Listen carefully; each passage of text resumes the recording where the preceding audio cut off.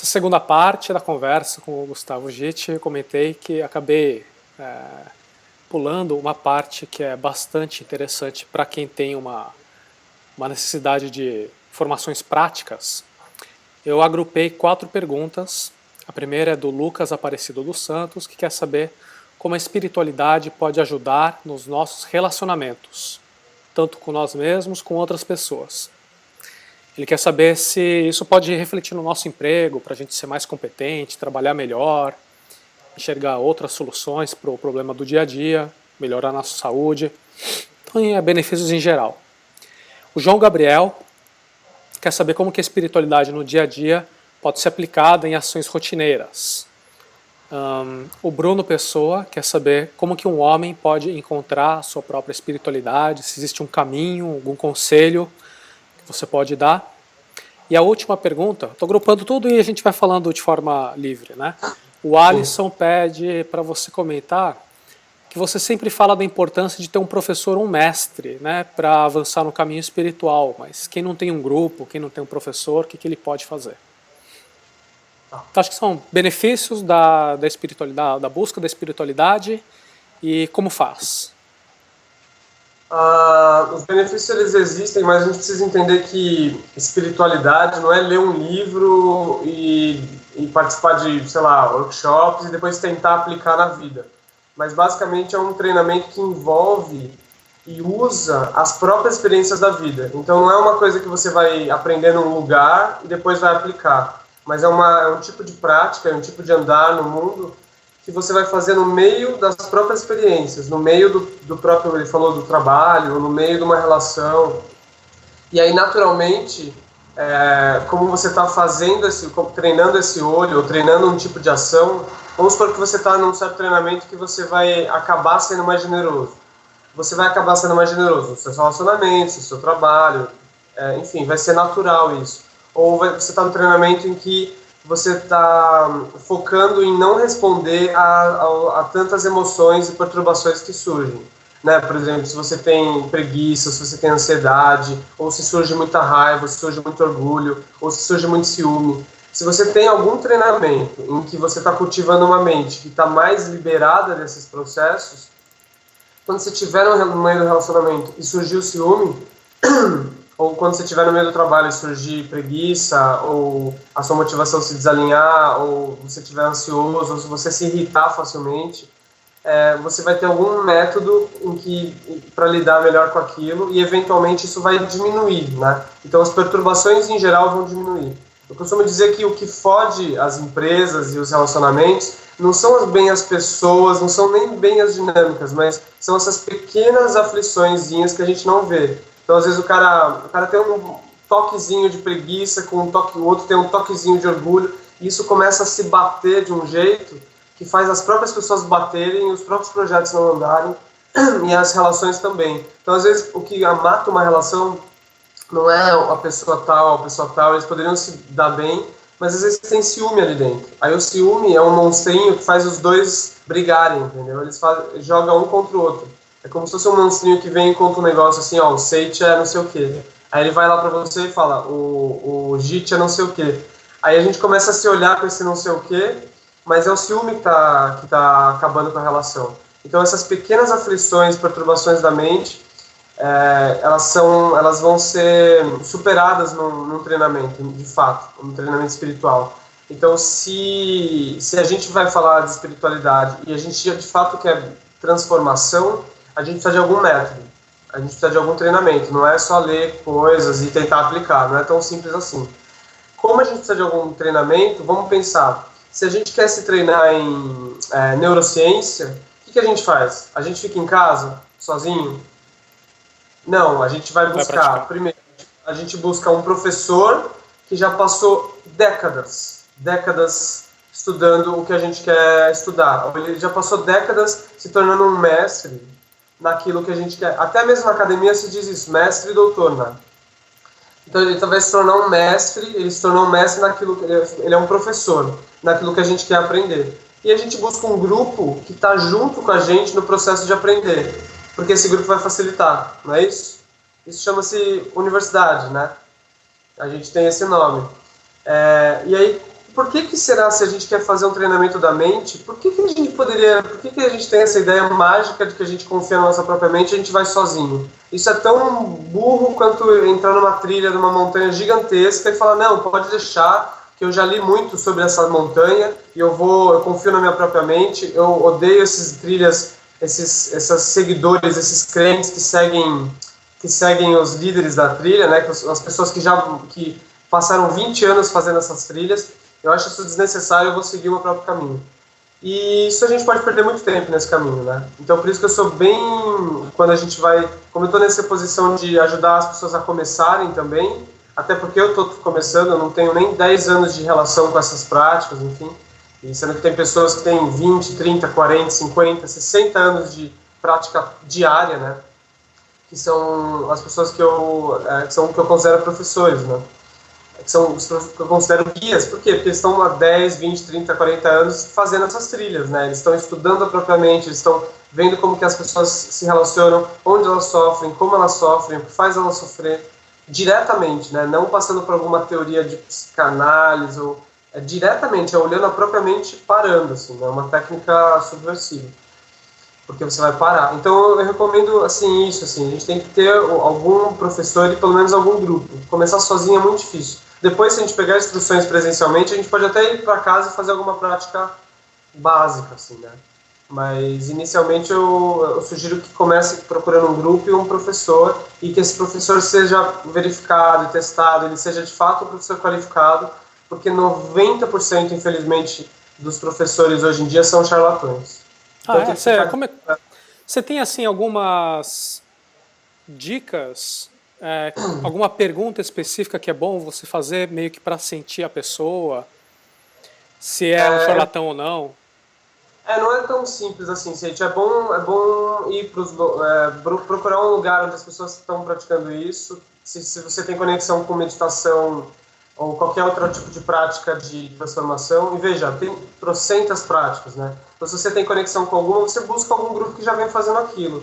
Nesse grupo, provavelmente é bom que eles tenham alguma supervisão de algum professor que, de fato, tem realização naquilo. Esse professor, ele precisa ter a verificação, o ok, de um outro professor. É como se fosse na academia mesmo. Por exemplo, se você só valida um doutor se ele passou por uma banca, ele teve algum outro doutor como orientando o trabalho dele, e aí você fala, bom, esse doutor ele é doutor porque ele teve vários doutores que falaram que ele de fato é doutor. É assim que funciona, né? Então tem uma validação de outras pessoas que já passaram por aquele caminho, tem uma mente cética, tem algum método, tem algum rigor, e aí eles viram, bom, esse cara de fato passou por esse método, ele tem rigor e ele está de fato apresentando alguma coisa. Então tem que ter essas verificações. Então é bom você entrar e olhar para as pessoas, olhar como que elas se comportam, olhar como está a vida delas, e olhar também para o professor. Olhando para o professor, olhar ao mesmo tempo quem que validou ele como professor. Porque a maioria dos charlatões você já pega aí. Você já vê que não tem nenhum mestre ali, de fato, atrás. E o mestre que tem atrás não tem nenhum outro mestre. Por exemplo, se o cara chegou da Índia e fala que se formou com não sei quem que você nem conhece lá, isso não é muito bom. Ou, por exemplo, se o cara chega e ele tem um grande professor, e esse grande professor tem um outro grande professor, e o grande professor é o Dalai Lama, por exemplo, tem uma validação muito clara, e aí dá uma segurança, porque você sabe que você não vai fazer nenhum método com a tua própria mente que não foi de fato testado por bastante tempo, né? Então é uma questão muito importante, porque é muito fácil da gente perder tempo quando a gente vai focar na própria mente. Então a gente precisa de um instrumento muito preciso, né? Assim como é muito fácil desregular um instrumento de medição científica e ninguém perceber, porque não tem nenhum técnico ali por perto, e a gente começar a fazer várias medições e tá tudo errado, porque está desregulado alguma coisa. Então a nossa mente já é meio desregulada, assim. Se a gente começar a olhar para a nossa própria mente, não tiver ninguém olhando o que a gente está fazendo, a gente vai gerar várias confusões e várias certezas e entrar umas alucinações assim e falar que é isso. Eu já vi gente até falando que é iluminada, porque não tem nenhum mestre por perto. Então a pessoa começa a ler um monte de coisa, começa a se afastar dos amigos e ela se autoproclama que é iluminada. E aí tem pessoas até que olham para ela como sendo iluminada e pedem para ela ser professora. Assim, tem de tudo hoje em dia, tem maluco para tudo. Então tem que tomar muito cuidado, Eu sugiro um caminho bem cético, um caminho bem olhando com cuidado, e cético até para as próprias crenças, para o próprio o gosto ou não gosto, que às vezes isso, Sim. de fato, interrompe o caminho. O que você está falando faz super sentido e, de novo, para quem pegou o vídeo pela metade, recomendo fortemente que veja o primeiro vídeo, especialmente o nosso disclaimer, nosso aviso jurídico, dizendo que é a opinião do Gustavo Gitti, eu estou aqui acompanhando, atuando como facilitador da conversa. Não existe uma verdade única. Se você discorda veementemente do que foi dito, por favor, compartilhe. Ninguém quer enfiar ideia na cabeça de ninguém. Essa foi uma resposta que eu gostei bastante. Pode não funcionar para outros, e para quem isso que você acabou de falar não funcione, é a verdade para aquela pessoa naquele momento, né? Então, todo mundo, o respeito mútuo aqui funciona bem. Hoje, gente, a gente está na segunda parte do bate-papo e vieram muitas perguntas sobre meditação. Então, esse segundo bate-papo que a gente tem agora também está mais ou menos estruturado o que é a meditação, quais os benefícios que eu ganho com meditação, quais as dificuldades que eu vou encontrar e como superar as dificuldades, que já está ligado a como fazer meditação. E a gente vai terminar esse segundo segmento falando de outras formas de meditação, e daí eu já quero puxar para a gente falar da taquetina, que na nossa troca você falou, olha, realmente tem uma série de vantagens e eu quero aparecer uma notificação aqui, daqui a pouco eu vou falar com o Conrado Navarro. Vamos começar com o que é. O Moacir, ele passa um relato dele, ele quer saber o que pode ser feito para a gente se tornar mais independente de crenças limitantes. Ele menciona também o poder do agora, né, a história do Eckhart Tolle, que também é mencionado pelo Renan. Então, o poder do agora teve aí um bom impacto, né, nas pessoas que estão lendo o material que a gente publica. Eles querem saber qual que é a opinião sua sobre uma dualidade entre processo e resultado. Segundo o livro Poder do Agora e o Bhagavad Gita, um livro espiritual hindu que eu não conheço, primeira vez que eu ouço falar nele, uma das atitudes recomendadas no sentido de alcançar a plenitude é se desapegar de resultados e sempre se concentrar no caminho, no processo, no momento presente, pois são as coisas sobre as quais nós temos algum controle, diferente de resultados finais que podem ser imprevisíveis, ou até mesmo, na minha opinião, não são permanentes, né? Então, considero um pouco radical essa ideia de se esquecer totalmente os resultados, pois eu acho que o resultado é uma parte importante da motivação para você alcançar algo. Concordo com ele. Talvez o ideal seria um equilíbrio entre o resultado e processo. Você pode comentar algo sobre essa visão, poder do agora, esquece o futuro, esquece o passado, né, o processo que importa? Eu não li esse livro, eu vejo muitas pessoas falando. Eu não sei quem é o professor do Eckhart Tolle, eu não sei como que é o processo dele, então eu não posso comentar especificamente sobre o livro, né? O que eu queria comentar primeiro é deixar claro, né, que de fato eu não sou autoridade alguma em meditação e tenho pouquíssima experiência, né? Eu estou no mesmo ponto que as pessoas, tentando começar e tentando esclarecer para ajudar as pessoas a começarem. Eu acho que é uma ótima vantagem, porque às vezes a pessoa que está num nível tão avançado, ela começa a falar coisas e ninguém entende, e rola essa desconexão. Então eu acho ótimo que você está de forma bem aberta e manda bala. Eu fico muito feliz quando alguém da Cabana, alguém que vem da Taquetina, alguém que vem do Papo de Homem, ou vem do Não 2 Não 1, começa alguma prática de transformação. Então esse é o ponto 1. O segundo ponto é, meditação não existe. Porque é igual a espiritualidade. Tem 1000 técnicas, entendeu? É igual falar empreendedorismo, entendeu, Sete? É igual falar mercado financeiro. O que tu tá falando, entendeu?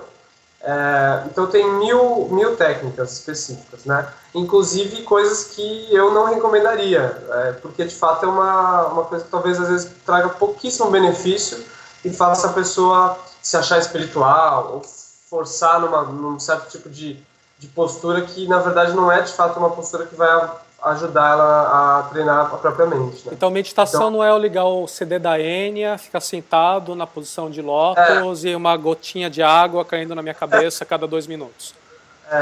Então isso vem justamente das pessoas. Tem muitas pessoas que querem fazer isso sozinho. Então fala, você pergunta, e aí, você já teve alguma experiência? Eu conduzo prática às quintas aqui em São Paulo, né? E aí eu pergunto sempre assim, para quem chega pela primeira vez, você já teve alguma experiência, né?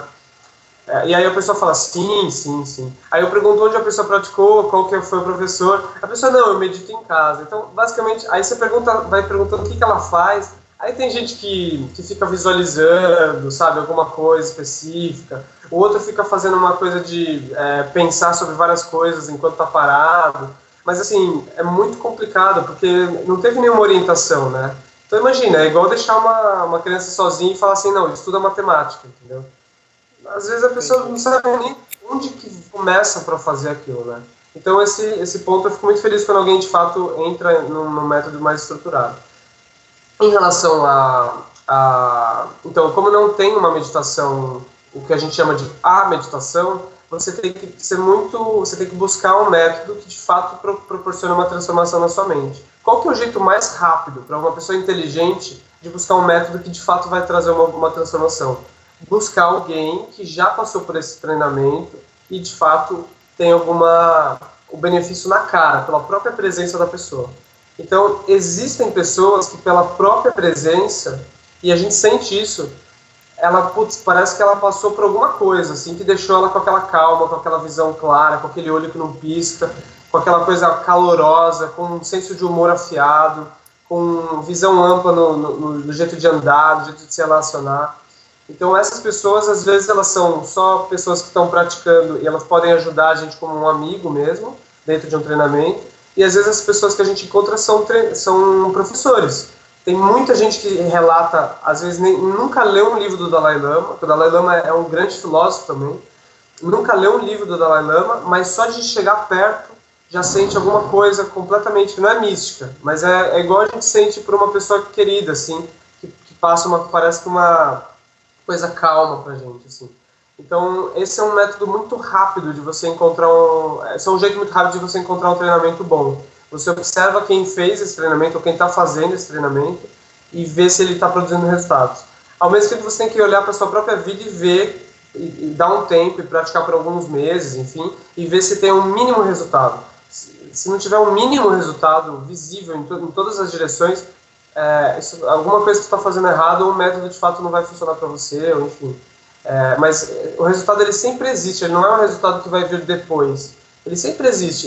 Às vezes ele é na hora. Por exemplo, se você faz uma prática de chamata, que é simplesmente parar, é a prática mais fácil do mundo, é só você parar. Você tem que ter uma orientação básica, mas basicamente a ideia é parar completamente. Parar, e o Alan Wallace chama em cima de 3 pilares: relaxamento, estabilidade e vivacidade. E aí você treina, você simplesmente cultiva esse parar. E relaxamento, quais são os outros?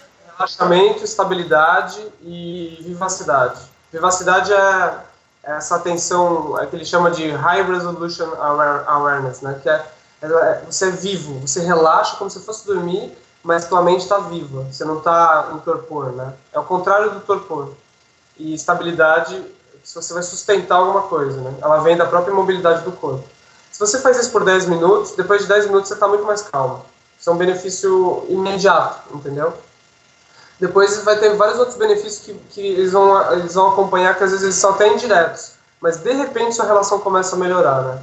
Ao mesmo tempo, eu estava lendo essa semana uma frase do Trungpa, que é um outro grande professor, Trungpa Rinpoche, que diz assim que não dá para fazer panfletagem na meditação, justamente porque é um caminho que não é exatamente agradável. Não dá para garantir que vai ser só benefício positivo, né? O que vai acontecer vai ser um treinamento com os nossos obstáculos, assim como numa trilha mesmo, assim, né? Então não dá para garantir que a trilha vai ser de fato ok.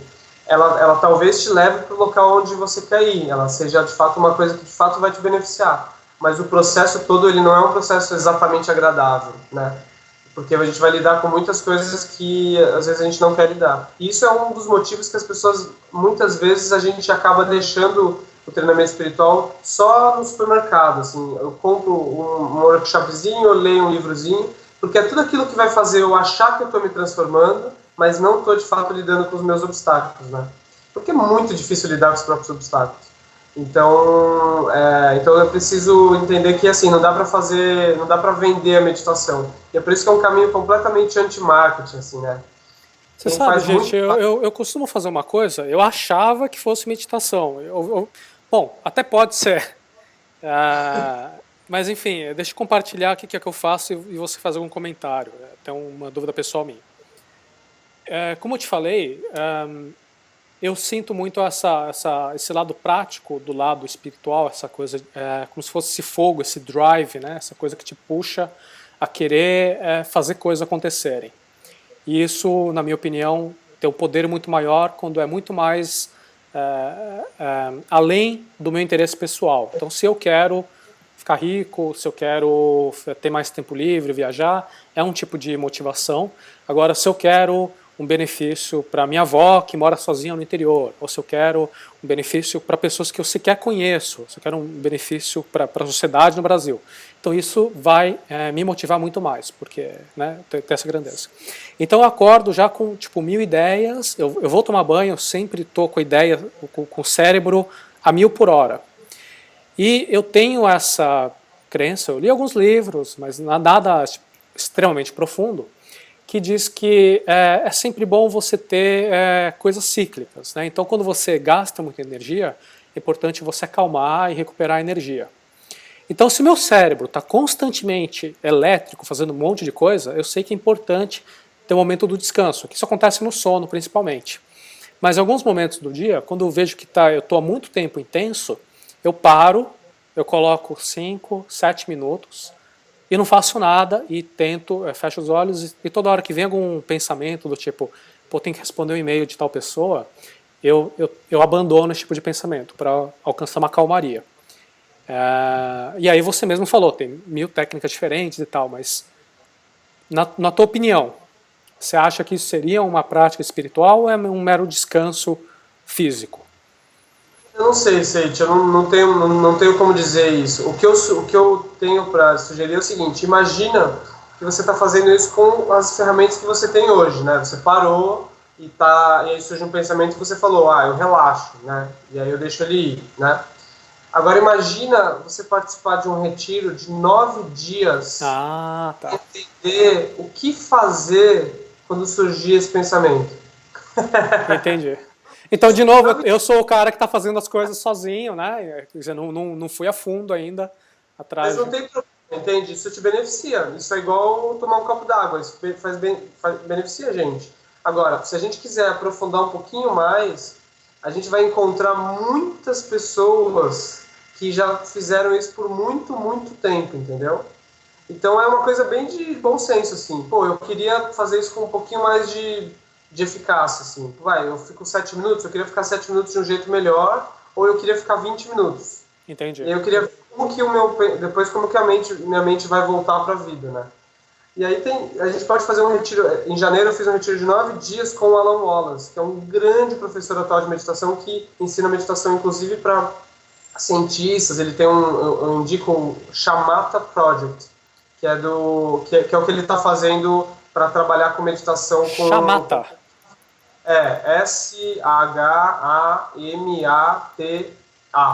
Tá.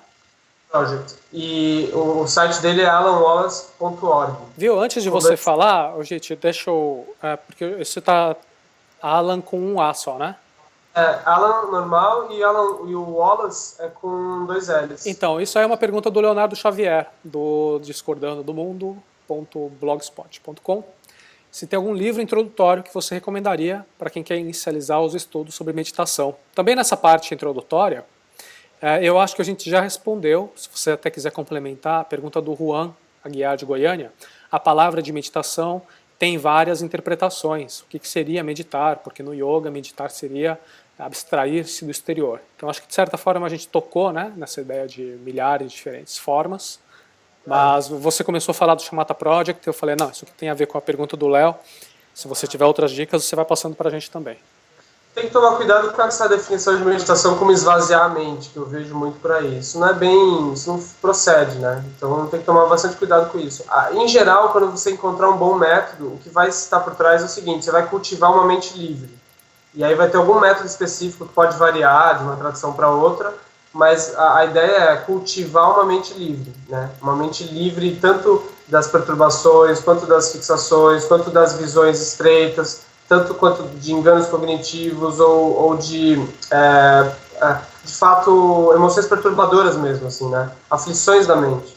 Então, essa mente ela vai gerar uma pessoa melhor, assim, a gente vai, de fato, viver melhor com uma mente dessa. Que é o que eu te falei ontem, assim, a ideia é bem simples. A gente vai para Bora Bora, a gente vai acordar todos os dias, vai escovar o dente todos os dias. Com qual mente, com qual corpo a gente quer fazer isso pro resto da vida? É bem isso. Se a gente cultivar uma mente estreita, a gente pode ir para Bora Bora, pode ganhar muito dinheiro, a nossa vida vai ser um inferno. A gente vai brigar com a nossa mulher, a gente vai brigar com nossos filhos, a gente vai estar cheio de raiva, orgulho, inveja, ciúme, ansiedade, preguiça, e não vai dar certo, seja fazendo o que for. Só que hoje as pessoas elas focam mais em tentar ir para Bora Bora, focar em alguma coisa para de fato acertar a vida, e focam menos com que mente e com que corpo eu vou viver o que eu quero viver.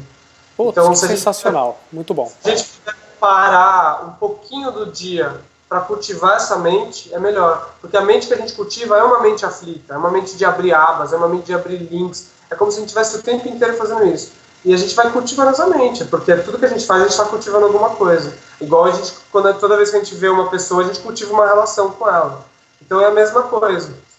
Se a gente puder parar 10 minutos que seja por dia e cultivar uma outra mente, isso vai ajudar bastante. Sensacional. Quero dar uma recomendação. Tem um filme que é sensacional, um documentário, chamado Iron Crows. É um documentário, foram coreanos que filmaram, e eles foram para uma cidade chamada Chittagong, é perto de Bangladesh, na Índia. É uma cidade onde mais de metade dos navios cargueiros se dirige para serem destroçados quando eles estão muito velhos, né? Depois de 40 anos você tem que destruir o navio. O navio é gigantesco. Então os indianos vivem numa miséria absoluta, assim, coisa de você ficar agoniado de vendo os caras quebrando, destruindo o navio.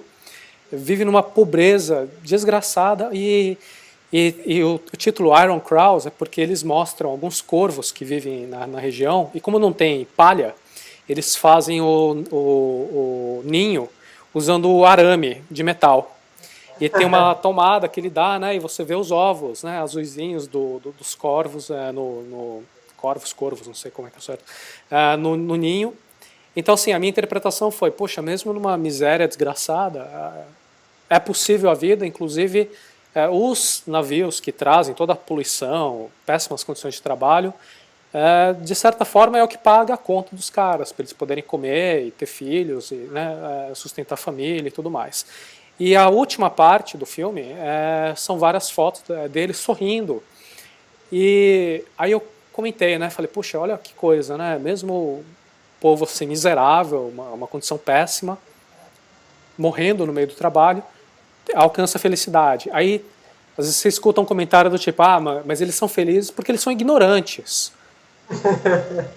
Não sei, às vezes, quem será que é o ignorante, né? Será que não é o cara que vai para Bora Bora e sabe, brigando com a família, cheio de problemas, cheirando cocaína e sei lá. Ou trabalha das 9 às 9, num trabalho que ele mesmo não consegue nem falar bem para qualquer amigo, fala mal pra caramba, e de fato acha que não está sendo explorado, enfim, isso tem são situações bem parecidas, assim. Pois é. Eu trabalho das 9 até meia-noite, mas eu gosto, tá? Não, mas você é o Seit, cara. Vamos lá. Dificuldades em meditar. Paulo Roberto, amigão nosso, fala que ele tenta meditar, mas a frustração de não saber o que ele está fazendo às vezes me convence a não fazer. O que efetivamente eu devo fazer com a minha mente quando eu estou sentado imóvel? Estou imaginando o Paulo com o CD da Enya, um incenso lá, falando, tá bom, mas será que é isso, né? Não, Paulo Cabana, pô, Paulo não é Cabana. Eu vou fazer mais 3 perguntas. O Gilmar, da IESEC, pergunta como parar de dar desculpas para meditar. Mesmo sabendo e sentindo o benefício de meditação, tem micro desculpas para não sentar por 15 minutos, continuam existindo. O Carlos Walter diz, à medida em que a pessoa se aprofunda em meditação, chegando a um nível muito elevado, será que ela não pode se achar autossuficiente, começar a desprezar outras pessoas, né? E aí, o que você comenta sobre as dificuldades? Sobre não saber direito o que está fazendo, o ideal é, de fato, encontrar um professor e possivelmente fazer um retiro curto de instruções. Por exemplo, tem retiros hoje em dia que são sábado e domingo, de você entender o que é para fazer na prática, né? E, inclusive, treinar um pouquinho de olhar ao redor e olhar as pessoas e olhar uma visão mais ampla. Então, não adianta, você não vai conseguir ler um livro, depois sentar e você vai se achar estranho, vai ter dúvidas, não é assim. O bom é encontrar outros loucos que vão sentar juntos, aí fica uma sensação menos ruim, assim.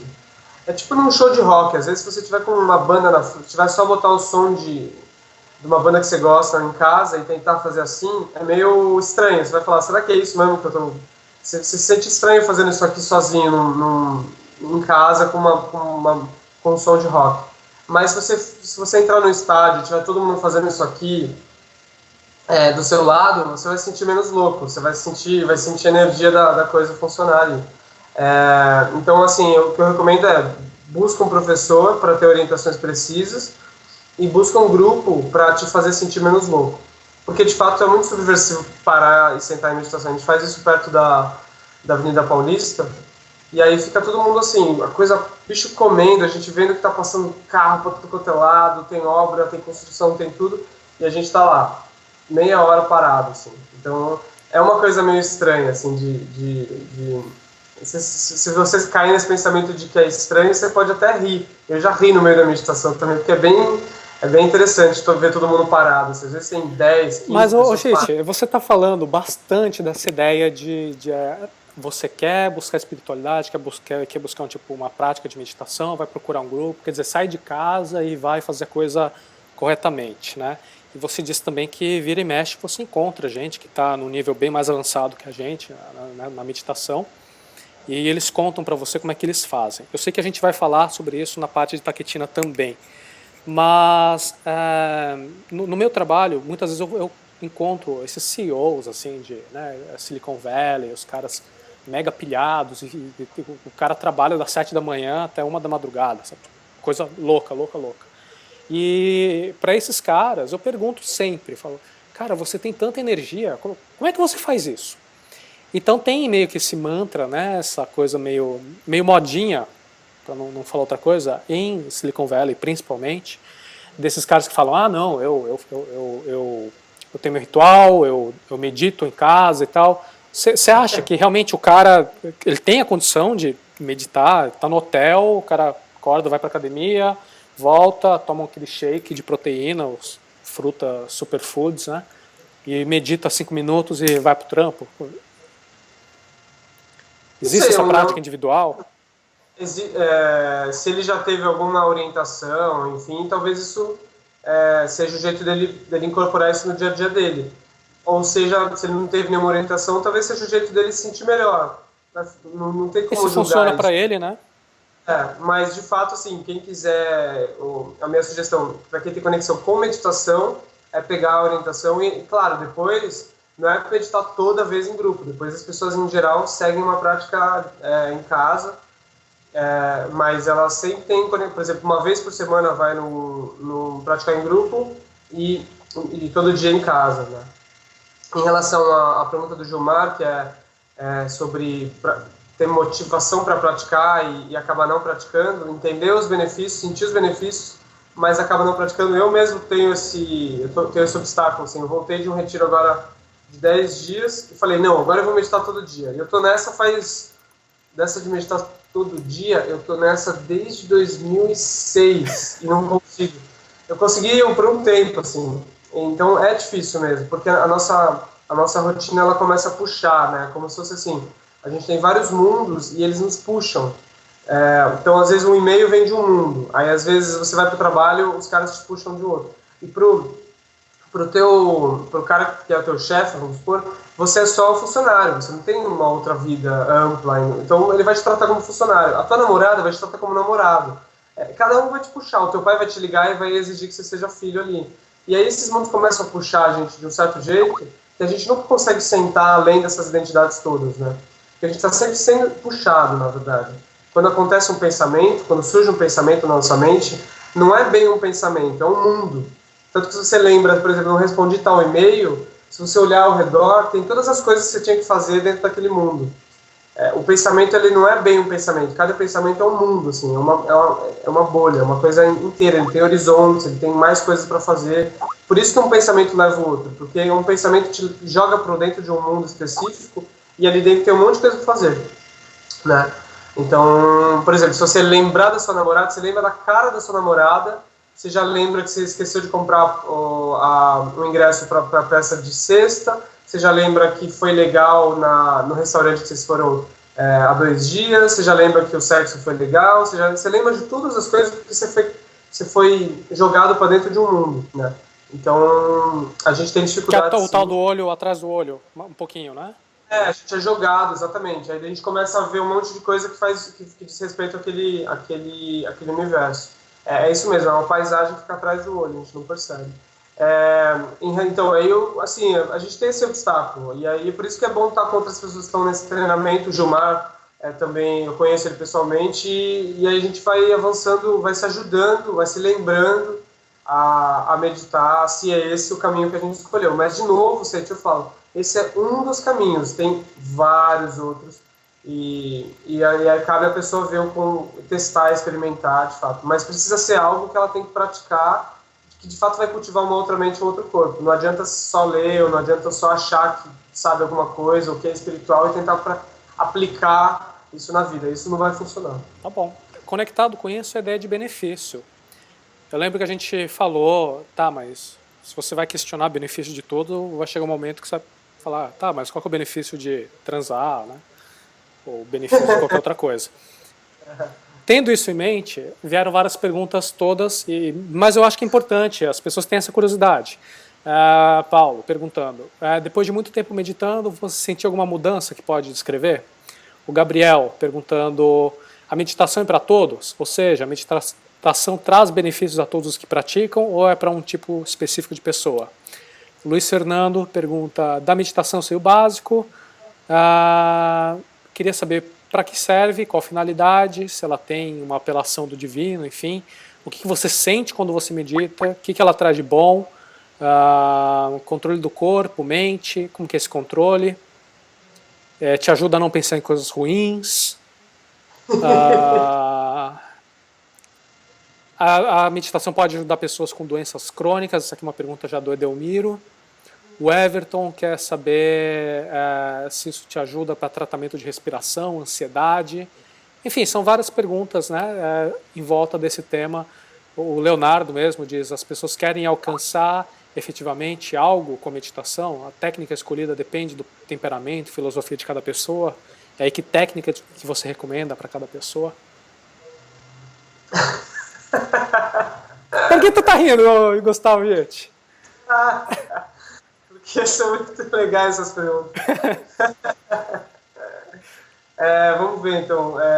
Em relação a benefícios, sim, existem benefícios. O que eu sugiro o benefício vai surgir com a própria experiência da pessoa, com os obstáculos dela. Então, por exemplo, vamos supor, eu não fumo, tá? Mas uma pessoa que fuma, como é que ela vai saber se tal técnica, né, vamos especificar, se tal técnica de um certo professor, ou se tal tradição de treinamento da mente vai beneficiar? É bom que ela encontre alguém que fuma e está praticando essa técnica, e é bom que ela mesma teste, entendeu? Não tem como você ler num livro ou ouvir de um cara barbudo na internet falando que, sim, você vai ser beneficiado, ou você vai parar de fumar, ou você vai fumar menos.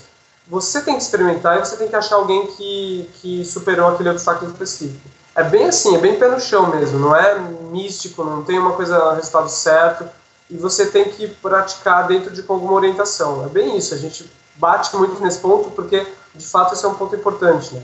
Então, esse é um ponto, em relação aos benefícios, eles existem. Assim. Eu mesmo, em relação a vários obstáculos meus, eu posso dizer que 2% do treinamento que eu fiz, quer dizer, do treinamento que eu me propus fazer, do treinamento em que eu estou, 2% que eu de fato pratiquei, porque o resto eu não pratico mesmo, eu sou muito, muito, muito preguiçoso. Esses 2% já fizeram uma diferença enorme na minha vida, enorme a ponto de eu, de fato, achar que não entender bem quem eu era uns anos antes de eu começar a andar de um certo jeito mais estruturado. Então, de fato, causou um benefício enorme. Agora, isso é para mim, né? Aí tem que ver a pessoa e o que ela vai praticar, e como ela vai praticar, e como ela está vivendo, e o que ela vai se transformar, né? Mas o que eu acho importante é as pessoas perceberem que o que a gente chama de mente saudável, que é essa mente ciumenta, ansiosa, distraída, isso é uma mente, no fundo, uma mente aflita, é uma mente perturbada, num certo sentido. Ela pode viver bem até o final da vida, ok, mas se ela quiser mesmo entender melhor as relações, se ela quiser mesmo ampliar o que ela tem de potencial emocional, cognitivo, se ela quiser de fato atingir níveis mais estáveis de uma felicidade que não é uma felicidade bonitinha, alegre, new age, de oi, tudo bem, árvore. É uma felicidade mais que é um jeito de lidar até mesmo com as situações desconfortáveis, com a dor, com a angústia, com morte. Né? É uma sensação de quando alguém morrer, você sabe olhar para os outros e agir de um modo mais benéfico e não deixar aquilo te abalar profundamente e às vezes você até se confundir no jeito de tratar os outros. Então é uma felicidade que é uma estabilidade, na verdade, é uma abertura da mente. Peraí, você falou que a mente saudável é uma mente aflita? Essa mente que a gente chama de saudável, essa mente nossa, usual, que a gente chama de saudável, no fundo ela é cheia de aflições, ela não é bem uma mente saudável. Entendeu? Mas a ideia com a meditação é você se tornar um cara que não se abala nunca? Tipo, isso aí o cara medita e tal. Há muitos professores que choram. Na verdade, você vai se conectar muito mais com a vida do que o que a gente se conecta. Por quê? Porque hoje o fogo queima muito, então a gente vive com muitos pés atrás. A gente vive com muito pé atrás em relações, em trabalhos. Por quê? Porque a gente tem medo de dar errado, a gente tem medo de sofrer, a gente vai vivendo meio que se defendendo. Se a gente entender, se a gente tiver mais estabilidade, a gente consegue se aproximar ainda mais do fogo, entendeu? Porque a gente tem mais estabilidade ainda. Então é o contrário, o completo contrário. As pessoas acham que, o cara falou lá, a pessoa vai ficar autossuficiente, ela vai se distanciar depois de um tempo de prática. É o completo contrário. O que acontece sempre a sua mente vai se abrir, o teu coração vai se abrir, você vai se relacionar mais diretamente com os outros. Isso parece meio abstrato, mas na verdade é bem prático assim. Você vai conversar melhor, você vai olhar mais para a pessoa, você vai entender melhor o mundo do outro, a sua capacidade empática, que está sendo muito estudada hoje em dia, vai aumentar. Então você vai de fato se abrir e a intensidade dos fenômenos, tanto dos estímulos sensoriais, quer dizer, da visão, da audição, isso tudo se amplia, porque é como se você estivesse mais aberto mesmo. Então você vai viver, bora, mais intensamente. Não é que você vai para lá e vai ficar distante. Se alguém morrer, você vai viver aquilo que surgir mais intensamente. Você não vai se distanciar de modo algum. Então, na verdade, é um caminho que não é bem para dentro. Essa ideia de que a meditação é um caminho para dentro é furada também. É um caminho que vai estudar o dentro, vai estudar o fora e vai entender que dentro e fora eles não são separados.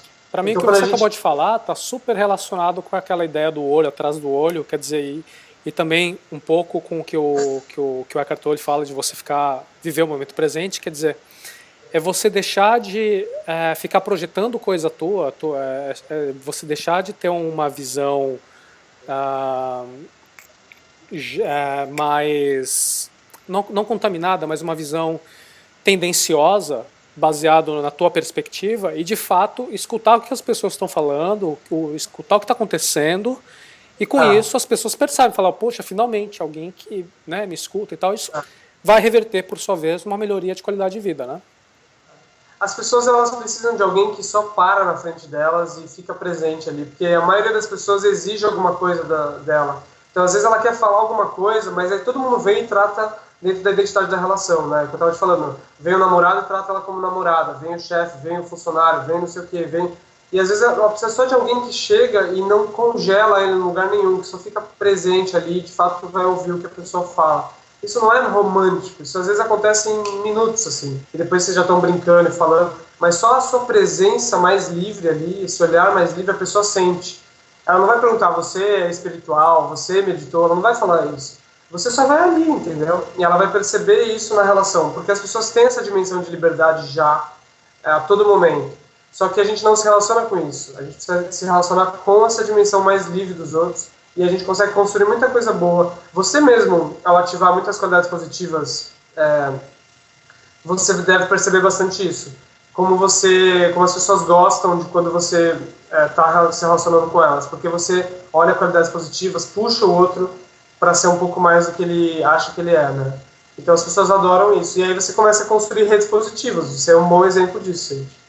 Porque você se relaciona com qualidades positivas em todas as direções, naturalmente as pessoas vão se relacionar com as qualidades positivas, as suas qualidades positivas. E aí você vai ser potencializado. Às vezes você poderia ser até fraquinho em certos sentidos, mas como as pessoas estão te olhando de modo positivo, você ganha força para de fato, e bater no peito e andar, não, de fato sim, eu, sei charata, e vai. Então esse processo sutil ocorre o tempo inteiro. Na verdade, esse treinamento espiritual, assim, ele vai só amplificar o que já acontece e melhorar, afinar essas coisas todas. Ele não vai introduzir uma coisa nova, não é uma coisa do além que vai parar sobre nós. Ele vai só melhorar as relações, melhorar o jeito que a gente pensa, melhorar as coisas todas, porque a gente vai olhar para essas coisas. As pessoas não olham para a própria mente, né? Então, a gente vai simplesmente parar e falar, bom, com que mente eu venho vivendo esses anos todos, né? Tem gente que para e fala, nossa, eu nunca fiz isso na minha vida, eu nunca parei. Eu nasci e comecei a fazer coisas e não parei até hoje. E tem lugar que é exatamente o contrário, tem lugar que você vai e parece um bando de louco falando com a parede, né? Porque... Mas enfim, pergunta da nossa queridíssima Isabela Ianelli.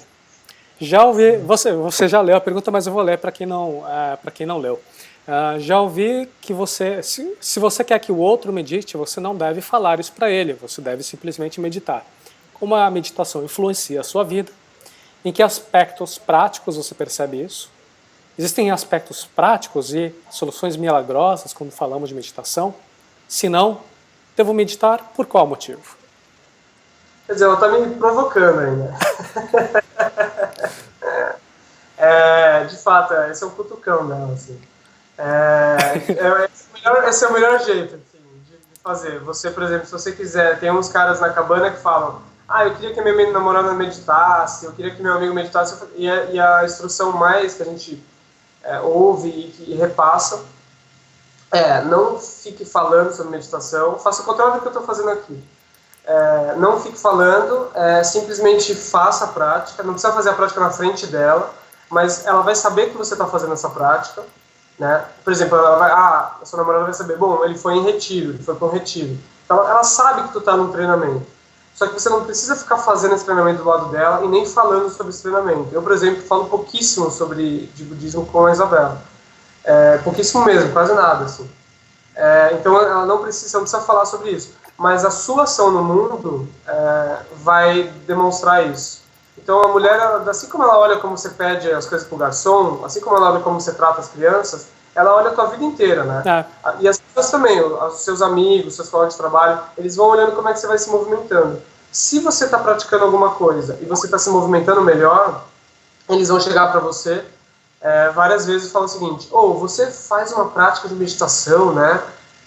Eu queria aprender meditação, porque na verdade eles não estão interessados em meditação, eles estão interessados em algum movimento que eles perceberam que é benéfico, e que eles falam, eu queria me mover desse jeito, né? Não, mas então, olha, Gustavo, se você me permite, eu até vou um pouco além. Não é apenas a questão da meditação, é qualquer coisa. Qualquer coisa. Tem algumas pessoas que estão vindo, você conhece, a gente já teve esse bate-papo, tem aquele movimento, né, meio underground, que hoje já está ficando mais comercial, aquele movimento PUA, né, de sedução, comunidade de sedução. Então, quando você conhece alguma coisa sobre relacionamento e como puxar papo com uma garota, etc. Então, geralmente, o que eu observo muito, o cara é um adolescente, um pós-adolescente, tinha muita dificuldade em conversar com garotas, ele aprende alguns truques e tal, e ele quer que todos os amigos nerds dele, introvertidos, também meio que acabem entrando para a causa. Daí o cara fica, não, vou te mostrar esse livro, não sei o quê. E os caras olham e falam, cara, você, que loser, sai, não tô afim. Então as pessoas, os caras que tentam tipo, meio que converter os outros e chamar para, né, pro movimento, eles falam, quer saber, vou parar de falar isso com meus amigos, agora eu vou ter minha nova turma, que é um grupo de fórum online, então nesse fórum eles ficam conversando. Então esse é um exemplo bastante radical. Mas eu notei também no coaching financeiro, a classe alta, eu pergunto para as pessoas, né, você gostou? É um tipo de material que você acha que valeu a pena você ter feito esse investimento? E número 2, você recomendaria para alguém? Então a gente tem uma página onde tem o retorno das pessoas, muita gente fala assim, gostei demais, recomendo, quero recomendar. E tem alguma, de vez em quando é mulher, né, que ficam, se manifesta de uma forma mais aberta que o homem tenta segurar um pouco, mas a mulher geralmente ela fala assim, eu fico até irritada com meus amigos, meus parentes, porque eu tentei falar para eles e tal, e eles não prestaram atenção, né, então ela fica irritada. Então o que eu digo assim, qualquer coisa, qualquer área, se você fica demais tentando puxar para uma pessoa que ainda não precisa, ou que ela não está preparada, ou que é um assunto que não interessa, vai entrar por um ouvido e vai sair pelo outro. Então você simplesmente, eu estou entendendo que é essa a explicação que você está dando. No caso da meditação, que é o papo de hoje, você vai e medita. Se a pessoa está numa fase que ela está em inquietações, buscando por algo, ela fala, o Gustavo é um cara que medita, eu vou falar com ele. Então ela vai atrás de você. É mais ou menos essa filosofia, né? É isso mesmo, o outro te procura. E o melhor jeito é você só dar o exemplo. Então, se de fato o melhor jeito de beneficiar os outros é você transformar a sua própria vida. Porque aí tudo ao redor funciona. Isso não só, isso em todos os âmbitos, né? Por exemplo, na dança de salão, em vez de você ficar falando, eu falava com meus amigos que eu ia fazer dança de salão, eles falavam, você vai pro balé hoje? Só que aí a gente foi para um lugar de salsa e aí eles viram outras pessoas dançando, me viram dançando e aí falaram, pô, precisa aprender a dançar salsa. É um pouquinho isso, assim, você se movimenta de um jeito e as pessoas vão se conectar com o seu movimento. Porque, convenhamos, gente, ninguém quer saber de coaching financeiro, ninguém quer saber de empreendedorismo, ninguém quer saber de meditação, ninguém quer saber de tapetina. As pessoas só querem felicidade, sentido na vida, potência, visão ampla, elas querem melhores relações, uma melhor vida, elas querem mais estabilidade, elas querem brilho no olho, elas querem sensação de propósito. Aí, quando elas olham alguém que tem um pouquinho disso, elas vão buscar o que o cara está fazendo, elas vão buscar o que mais próximo delas tem em relação a isso, né? Então, na verdade, não é falar de meditação, é falar de uma coisa que elas não querem, entendeu? É igual falar de nutrientes. Ninguém fala de nutrientes no restaurante, né? É muito raro ficar só nisso. As pessoas querem a sensação de sabor, elas olham as outras com aquela felicidade, é isso que elas vão querer, né? Então as pessoas querem isso, felicidade, prazer, brilho no olho, não importa. E aí dinheiro, tudo isso as pessoas vão atrás para poder cultivar esse tipo de experiência positiva de felicidade. E tem a ver também com o que a gente conversou ontem, eu falei para você, olha, a lista tem milhares de pessoas, mas eu tenho certeza, são poucas as pessoas que têm interesse no nosso bate-papo. Porém, as pessoas que têm interesse, elas vão assistir do começo ao fim, então a gente não tem que ficar noiado, puxa, vai dar 2 horas de bate-papo, é maçante, o cara não tem paciência de assistir o vídeo do Charlie mordeu meu dedo, sabe, 30 segundos, como é que o cara vai ver o Gustavo Gitti falando 2 horas? Não, quem está assistindo agora é porque se interessa, então é com esse público que a gente está, né, compartilhando. Meditação e outras formas, a última parte desse segundo segmento. O Amadeus fala sobre reza, oração. A reza pode ser um tipo de meditação. Parei de rezar há algum tempo com a intenção de abandonar a religiosidade. Depois de algum tempo e muita reflexão, não estava fazendo mais sentido para mim. Então, hoje ele vê que rezar tinha alguns benefícios, inclusive no combate de problemas físicos, como estresse, ansiedade e outros, né? Então, acho que tem até um pouquinho a ver com aquela pesquisa que você estava mencionando. Os caras fazem uma ressonância magnética e observam que o cérebro ele funciona de forma diferente quando a pessoa está numa certa atividade, por exemplo, a oração, a meditação. Se você puder comentar. A segunda pergunta... Você quer já fazer um comentário sobre isso? É bem rápida. Basicamente, é importante a gente não focar exatamente no que se a prece ou se a reza causa benefício. O que causa benefício é o seguinte: qualquer coisa que faça a tua mente se movimentar de um certo jeito e teu corpo se movimentar de um certo jeito. Isso é provado, assim, as pessoas elas se recuperam melhor de uma doença, por exemplo, quando elas estão numa experiência de mais felicidade, assim, quando elas estão com parentes mais próximos, tal. Então a gente é muito conectado desse jeito. Há muitos casos, por exemplo, que a mulher fica um casal de velhinhos, assim, e os dois estão mal, eles vão seguindo por anos. Aí a mulher morre, o cara morre 2 dias depois. Porque aquilo que estava sustentando o corpo, que era esse processo sutil das relações, da mente, Sim. foi embora, acabou. Então, assim, isso é comprovado, não é místico, isso é fato, assim, a gente consegue observar isso, né? Então a gente tem muitas coisas que sustentam o nosso corpo, né? Muitas coisas sutis. Quando a tua mente se move para uma posição mais relaxada, de mais estabilidade, o teu corpo ele vai seguir isso também, né? Então, se isso é causado por um tipo de específico de meditação, parado, de chamada, se isso é causado por uma prática de aikido, de jiu-jitsu, seja lá o que, ou se é causado por uma reza, você tem que experimentar e ver o quanto isso funciona com a tua mente para, de fato, causar essa transformação. Mas não é a reza que causa a transformação, mas sim o fato da mente se movimentar desse jeito. Então, pode causar, pode não causar, porque não tem nada a ver exatamente, especificamente com a reza. Mas tem muitas tradições, eu não tenho experiência com isso, mas tem muitas tradições que usam reza e prece como o método principal de cultivar uma mente. Você sabe que isso tem a ver com um tema que eu gosto demais e estou contente da gente conversar sobre isso, que em alguns grupos, principalmente filosofia mais ocidental, eu vi que ontem você não queria muito colocar num canto, né? Oriente, Ocidente, mas geralmente a gente tem a tendência de achar que a mente é uma coisa e o corpo é outra. E tem o Paul Ekman, que é um cara que estuda muito psicologia, ele detecta mentiras. A gente até escreveu um post sobre ele lá no Papo de Homem. E tem o personagem... Ele tem um livro com o Isso. Ele tem um livro com o Dalai Lama. Porque ele ficou surpreendido, né, quando ele conheceu o Dalai Lama, muito bacana. E ele tem até um seriado, que é exagerado, obviamente, é coisa de televisão, que ele detecta mentiras. Então a pesquisa do Paul Ekman, ele foi para terras onde ninguém tinha tido contato com civilização. Então a teoria dele antes era, será que as emoções que a gente sente são coisas aprendidas? Então você é um bebê formatado zero, você não sabe, felicidade, sorriso, raiva, né? Então assim, conforme você vai crescendo, você vai aprendendo isso e associa. Então essa era a teoria inicial. E depois ele descobriu que não, essa carinha de felicidade e a cara de raiva, elas são universais, são mais genéticas, porque primeiro, pessoas cegas que nunca viram ninguém fazem essas expressões, e segundo, pessoas que nunca tiveram contato com civilização também fazem as mesmas expressões. Ele até tirou foto de 2 tribos diferentes e mostrou para o mestre dele, e o mestre do Paul Ekman falou, essa tribo são pessoas amistosas, elas gostam de festejar, são pacíficos, e essa outra tribo, os caras são pedófilos, eles são canibais, eles matam, eles são sádicos. E ele falou, caralho, como é que você descobriu isso tudo? Pela cara, né? Você consegue ver os traços, etc. Mas por que eu estou falando isso? A gente acha que se o meu cérebro está feliz, por mais que eu queira esconder a minha felicidade,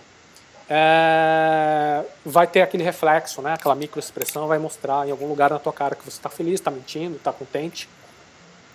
Mas também tem o efeito contrário, que se eu estou, de certa forma, infeliz, mas se eu faço minha musculatura apresentar um sorriso genuíno, que não é só o rosto, é o olho, se eu faço um sorriso genuíno, isso foi medido com ressonância magnética, ativa partes do cérebro que ativam a felicidade. Então, quando eles falam para o Paul Ekman, como é que você descobre o que o cara está sentindo quando ele faz uma cara esquisita, tipo... Né? Ele fala assim, eu faço a mesma cara. Então, quando eu faço aquela cara, eu consigo sentir mais ou menos qual é que é do cara. Então acho que essa coisa de corpo e mente vai entrar demais no conceito que eu estou imaginando, né? Aguarde. Sobre taquitina, quando você coloca o corpo para fazer certas ações, você necessariamente e você não tem que ser genial, qualquer pessoa, se você movimentar seu corpo daquela maneira, isso, né, vai acontecer coisas. Se você está no meio de um estádio de futebol e todo mundo, você também vai mudar teu estado mental e emocional.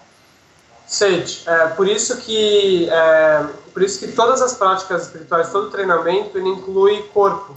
Então, a prática de meditação mesmo, quando você se senta nessa posição, é muito mais difícil você reagir com raiva, por exemplo. Esse tipo de posição, ela já ajuda a mente a entrar num estado específico, assim, né? E o Paul Ekman fez um trabalho com o Alan Wallace, que eu tinha falado. Isso eu não sabia, não. Eles fizeram um retiro conjunto. De tanto de meditação quanto de análise de mil coisas pelo lado do trabalho do Paul Ekman, de microexpressões. Então eles são amigos, eles trabalham juntos. É bem interessante. Vou fazer as 3 últimas perguntas juntas, são longas, eu vou tentar condensar um pouquinho para a gente já falar da taquetina. Tá. Tem algum tipo de meditação possível de ser feita sem instrução? Eu acho que a gente já falou sobre isso. Me fizeram perguntas sobre técnicas xamânicas, com timbres diferentes, se você pratica alguma arte marcial, se você pode falar sobre o Tai Chi, Push Hand. Perguntaram se tem alguma melhor técnica de meditação, falaram do yoga, diferentes tipos de yoga. Perguntaram sobre Reiki, biogornomia. O que você fala de todas essas versões diferentes aí? Eu não tenho experiência com essas práticas todas. Eu recomendo a mesma coisa, que você busque, a mesma coisa que eu já falei. Mas eu fiz pouquinho Tai Chi, eu não tenho experiência com outras... Eu já estava imaginando que viria essa resposta, porque eu juntei tudo e falei, deixa eu ver se vai sair algo. Vamos falar da taquetina, para a gente terminar? Vamos sim. Paulo Roberto, por curiosidade, vou ler todas, tá? Eu acho que você pode pegar o que dá para ser útil. Deixa eu só introduzir, então, Sage, falando que estou no meio de um treinamento de 3 anos da taquetina, que é uma técnica criada por um austríaco, o Reinhard Flatischler, há 40 anos. E o Reinhard, ele tinha asma e tinha muitos problemas, assim. Inclusive, ele foi para o hospício, ele era bastante perturbado. Ele era um virtuoso no piano, assim. Ele fazia concertos em Viena com 11 anos já.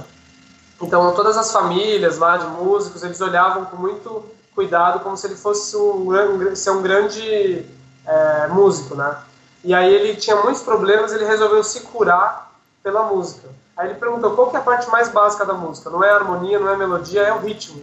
E ele viajou o mundo inteiro, ele foi para a Índia, Coreia, já como adolescente ainda. Índia, Coreia, Cuba, ele veio para o Brasil, ele aprendeu tradições de percussão, foi para a África, aprendeu tradições de percussão do mundo inteiro. Assim. Poucas pessoas têm a experiência que ele tem, inclusive musical, com percussão. Tanto que ele reuniu hoje em dia a melhor banda de percussionistas do mundo inteiro, que é o Mega Drums, que só tem cara foda de percussão. Tem o Glenn Velez, tem o Ayrton Moreira, que é brasileiro. Ele aprendeu Taiko também, que é japonês, né? Você conhece Taiko? Aqueles tambores gigantescos. Então, nesse percurso dele, ele descobriu que as pessoas, os grandes mestres, professores de percussão, os grandes mestres do ritmo, eles tinham transformado a vida deles, a mente deles estava diferente, eles viam de modo mais relaxado, eles viam de modo mais lúcido, mais livre. E ele perguntou, ele sempre queria saber qual era o caminho que a pessoa fez. E a maioria deles fez o caminho pelo próprio ritmo, e não meditação, e não outras coisas. E ele descobriu então que esse trabalho com o ritmo mudava a própria vida da pessoa. E aí ele falou, putz, eu preciso levar isso para as pessoas de um modo estruturado, sem que isso dependa que ela viaje para a Índia para aprender tabla, ou viaje para o Japão para aprender taiko, ou viaje para a Coreia para aprender Canggu, que é um instrumento que eu estou aprendendo também dos xamãs coreanos. E aí ele criou esse método da taquetina.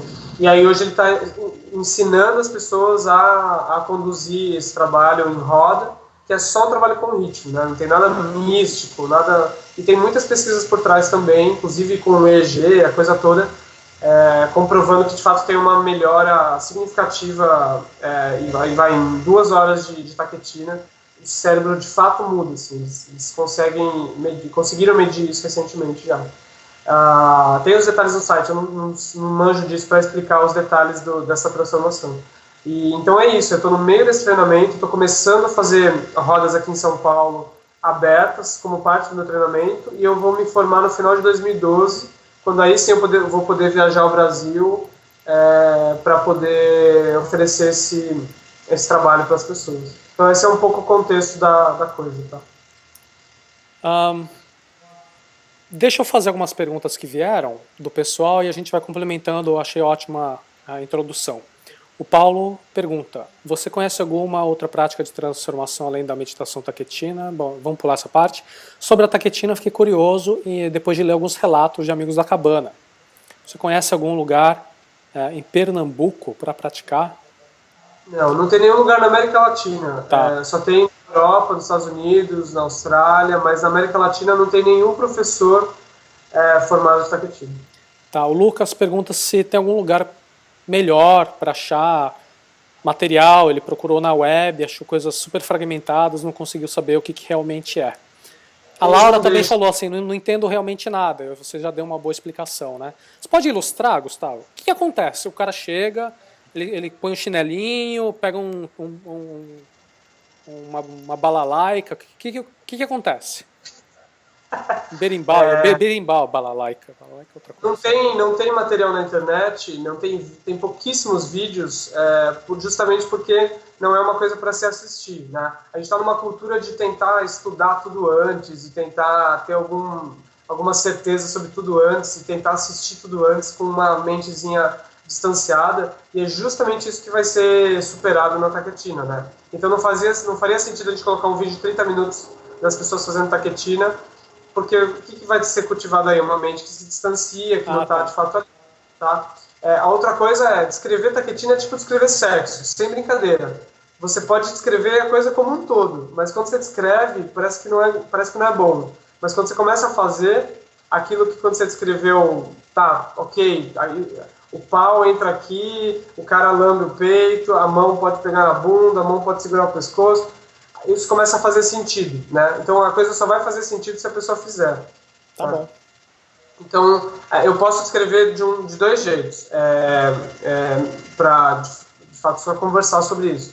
Um é o seguinte: em todos esses, eu venho antes de entrar num certo caminho mais estruturado, eu cheguei a pesquisar bastante coisa, assim, encontrar bastante gente, ir para diferentes práticas, e, enfim, desde tensegridade do Castaneda, que eles trabalhavam com movimentos tipo Tai Chi, até outros tipos de prática. E nesse tempo todo eu nunca encontrei um caminho que fosse um tipo de método, alguma coisa para fazer com as pessoas que causasse uma transformação rápida.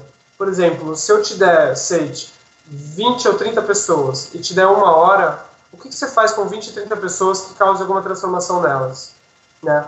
Então, por exemplo, se você botar elas para meditar, elas vão sair com dor, basicamente, porque é muito tempo, 1 hora, enfim, não vai ter muito o que fazer ali. Então, eu queria sempre algum tipo de técnica que pudesse causar isso, que eu pudesse, se eu encontrasse a pessoa uma vez na vida, eu pudesse ter causado uma coisa positiva ali, né? Eu tenho um trabalho na internet que é uma coisa mais a longo prazo, eu tenho esse caminho pela meditação, mas eu queria uma outra coisa, que causasse uma coisa mais rápida, assim, né? Não porque é rápido, mas eu queria ter esse acesso, que depois pode ser seguido a longo prazo, mas eu queria, assim, de fato, em 1 hora, causar algum brilho no olho, enfim. E a taquetina foi esse método, assim. E eu já ouvi essa mesma descrição de uma amiga minha que trouxe um alemão para o Brasil, também professor de taquetina, que ela trabalha com técnica Alexander, que é uma técnica que trabalha com o corpo, enfim. E ela falou a mesma coisa, ela falou: essa é a técnica que mais causa transformação em um período curtíssimo de tempo, com muitas pessoas, né? Então, um pouco isso. No final da sessão, em geral, as pessoas estão mais relaxadas, elas estão com mais brilho no olho, muitas têm um tesão pela própria vida em si, assim. Por quê? Aí posso falar um pouquinho, então, do que acontece. O que acontece a gente vai produzir um movimento ali, que é um movimento que reflete o movimento da própria vida, de um jeito não conceitual, de um jeito que não é assim, estamos aqui fazendo tal coisa, ou estamos numa empresa, ou estamos numa relação. Normalmente a gente tem alguns movimentos, por exemplo, a gente tem um movimento de caos, e aí tem um movimento de erro, e eu me frustro. Às vezes eu tenho isso no sexo, às vezes eu tenho isso numa sala de negócio, numa sala de reunião, então eu faço alguma cagada, e me frustro com o meu erro. Esse movimento ele acontece em 1000 momentos na vida. Na taquetina, a gente faz isso acontecer sem nada de contexto, só com ritmo. Tá? Então, a gente introduz um ritmo, e esse ritmo ele é como se fosse um rio mesmo, ele produz um movimento, e aí quando esse rio começa a girar, ou começa a andar, aquilo que estava sendo as fixações, que a gente antes não via, aquilo que estava obstaculizando, fica claro, porque a água tenta passar ali, né? É como se você jogasse água, uma porrada de água na sua casa, onde não tem passagem, que você nem tinha visto antes, você vai ficar nítido, porque a água vai bater ali e não vai para outro canto. Então a taquetina ela faz esse movimento pelo ritmo, a coisa mais básica do mundo, uma coisa bem... ela produz o ritmo de um jeito bem simples. Então a gente vai colocar ritmo nos pés, vai colocar ritmo na mão, vai colocar ritmo na voz. Né? Então o corpo todo ele se conecta desse jeito, e aí a gente introduz várias dinâmicas, e aí as pessoas elas têm um jeito muito seguro de vivenciar essas dinâmicas que elas já vêm vivendo na vida de modo bem direto, né? Então, para mim, foi um jeito muito direto de ter uma experiência do que é relaxar, do que é lidar com o caos, do que é experimentar como o controle ele limita e como a gente pode, às vezes, agir sem tanto controle, sem tanta manipulação. O que é passar por várias coisas com estabilidade, o que é se sentir vivo, o que é ter alegria, tesão pela vida, o que é olhar para os outros sem nem conhecer o outro, estabelecer outro tipo de comunicação que não é e aí, você faz o quê? Ou me conta um pouco do seu passado, qual que é o teu nome, qual que é a tua profissão, o que você gosta. A gente aprende outro tipo de comunicação que está sempre presente, na verdade, mesmo quando a gente está falando com a pessoa. Essa comunicação de corpo, ela está sempre presente. E a taquetina, ela desvela esses processos todos na cara, assim, de um modo direto, sem teoria, sem misticismo, sem blá blá blá, sem o cara falando coisas sobre sinta a energia da natureza, nada disso. Direto ao ponto, só com ritmo. E aí muitas pessoas gostam, assim. Eu tenho tido experiências bem positivas assim, com as pessoas. Então esse é um jeito de explicar. Você falou que começou agora algumas rodas em São Paulo. Para o pessoal que quer saber mais, quer entrar em contato contigo, qual que é a melhor maneira de buscar mais? Elas podem mandar, eu acho que é melhor mandar um e-mail direto para mim, porque aí eu passo o convite para quem quiser participar dessas práticas em São Paulo. Essas práticas são para o meu próprio treinamento. Eu preciso de grupo, eu preciso de pessoas num grupo para poder treinar coisas, porque não se faz taquetina sozinho, né? Então, inclusive tem gente que adora e fala assim, como é que eu posso fazer em casa? Eu falo, não dá para fazer em casa. Entendi. Porque precisa de um grupo, precisa de todo um lance, né? Não é uma coisa que você faz, você não consegue fazer a coisa funcionar sozinho. Por exemplo, se você faz sozinho e aí você perde o ritmo, você não tem a sustentação do ritmo pelo grupo, que isso é fundamental na taquetina. Então, o meu e-mail é Gustavo, git, com 2 T's, @gmail.com. Eu prefiro que as pessoas me mandem e-mail. Só falando taquetina, ou polirritmia, ou roda, eu quero participar, enfim, qualquer coisa assim que eu já sei o que é. Gustavo, a gente já passou aquela 1 hora que eu imaginava que a gente poderia concluir. Se você quiser deixar alguma palavra final, eu vou também mencionar bem rapidamente, eu vi que você já respondeu pelo próprio blog. O Leonardo perguntou para uma pessoa que não tem ritmo, aptidão musical, se ela pode participar. E o Eduardo pergunta um pouco, ele acha que o jiu-jitsu deixa ele mais zen, quando ele está pronto para explodir, ele consegue um controle bom. Então, o que você pode falar sobre uma coisa e outra? Mas principalmente assim, uma mensagem final para a gente já encerrar esse vídeo. Tá. Sobre essas outras técnicas, com certeza, artes marciais e 1000 outras práticas artísticas, todas elas causam de fato algum benefício, né? Então, acho ótimo. Sobre a taquetina, não é preciso nenhum conhecimento musical. De fato, muitos músicos eles até se confundem e eles tentam analisar demais, eles acabam tendo uma experiência bem difícil. Eu já fiz até no conservatório aqui com professores de jazz que vieram da Europa. E eles tiveram muito problema. Os caras são professores disso, eles vivem disso, e eles têm livros sobre polirritmia, mas eles tiveram muito problema, porque mexe com o corpo, mexe com outro tipo de mente. Né? Então tem esse aspecto. Então, quem não tem nenhum tipo de coordenação ou nunca fez nada de música, isso não tem problema nenhum. Tá completamente, a técnica é para essas pessoas, não é para músicos. Né? E eu queria agradecer, Sete, porque para mim eu normalmente não falo desses assuntos assim diretamente. Eu até falei ontem para a Isabela que foi um papo chato, porque eu fiquei falando, esse negócio de espiritualidade, meditação, blá blá blá.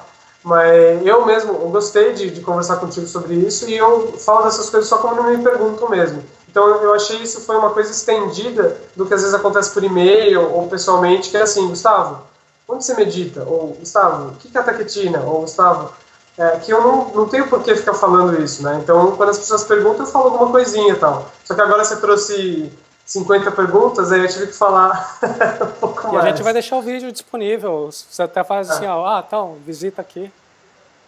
Não, eu prefiro assim, se você tiver conexão com algum trabalho que eu tenha, pela internet, de modo sobre relacionamentos, eu tô na Vida Simples, na revista Vida Simples, com uma coluna lá, da Abril, todo mês. Eu tenho o site não2não1.com.br, papodejovem.com.br, e o trabalho em meditação, eu estou no SEB São Paulo, que se você quiser, para quem quiser, eu conduzo às quintas, mas tem práticas todos os dias, mesmo para aprender a meditar, pegar instruções, enfim, que é cebb.org.br.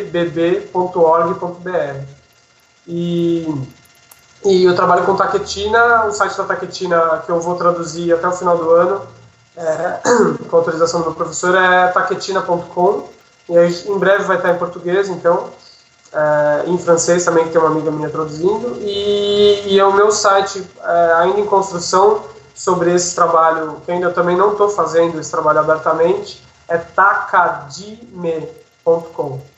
Mas quem tiver dúvida pode só mandar um e-mail para gustavogit@gmail.com, que está em casa. Fantástico. Nossa, com tanta coisa no teu prato aí, eu fico super agradecido de você ter apenas um dia, a gente teve bate-papo de 2 manhãs, acordando mais cedo, para compartilhar isso com a turma. Eu me diverti pra caramba falando contigo. Gostei demais, Gustavo. Muito obrigado. Obrigado, Seite. Valeu, velho. Abraço. Até mais.